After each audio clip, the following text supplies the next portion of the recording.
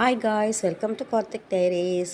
இப்போ பார்க்க போகிற ரெசிபி என்னன்னா ரவா உப்புமா தான். இதெல்லாம் என்ன எங்களுக்கு தெரியாத சப்ப மேட்ருன்னு சொல்லிட்டு சொல்லுவீங்க. ஜெஃப்ரி வந்து கிச்சனில் கூட துணைக்கி உட்காந்துக்கிட்டாரு.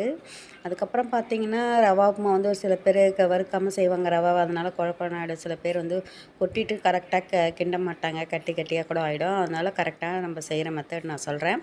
எண்ணெய் ஊற்றிட்டு கொஞ்சம் கடுகு, கடலப்பருப்பு, பச்சை மிளகா, வெங்காயம், கருவேப்பிலாம் போட்டு நல்லா ஃப்ரை பண்ணிவிட்டு அது கூட உப்பு தேவையான அளவு ஆட் பண்ணிவிட்டு அதுக்கப்புறம் ஒரு கப் ரவையை நான் ஃபஸ்ட்டே நல்லா கொஞ்சம் எண்ணெய் ஊற்றி நல்லா ஃப்ரை பண்ணி எடுத்து வச்சுக்கணும். 1 டம்ளர் ரவைனாக்கா 3 டம்ளர் தண்ணி ஆட் பண்ணணும். அது நல்லா கொதித்து வந்தோடனே ரவையை கொட்டி டக்குன்னு நம்ம வந்து சிம்மில் வச்சுட்டு ஒரு கிண்டிட்டு தட்டு போட்டு மூடி வச்சுட்டு ஒரு 10 மினிட்ஸ் அப்படியே சிம்லேயே வச்சு வேக வச்சு எடுத்திங்கன்னா சூப்பரான ஒரு ரவா உப்புமா வந்து ரெடி ஆகிடும். உப்புமாலாம் யாருக்கும் நிறைய பேருக்கு பிடிக்காது, ஆனால் இந்த மாதிரி மெத்தடில் செஞ்சு கொடுங்க, சாப்பிடுவாங்க. இதுக்கு தேங்காய் சட்னி நல்லாயிருக்கும். எனக்கு சக்கரை தான் ரொம்ப பிடிக்கும். யார் யாருக்கு பிடிக்கும்னு கமெண்ட் பாக்ஸில் கமெண்ட் பண்ணுங்கள் ஃப்ரெண்ட்ஸ். Thank you to all.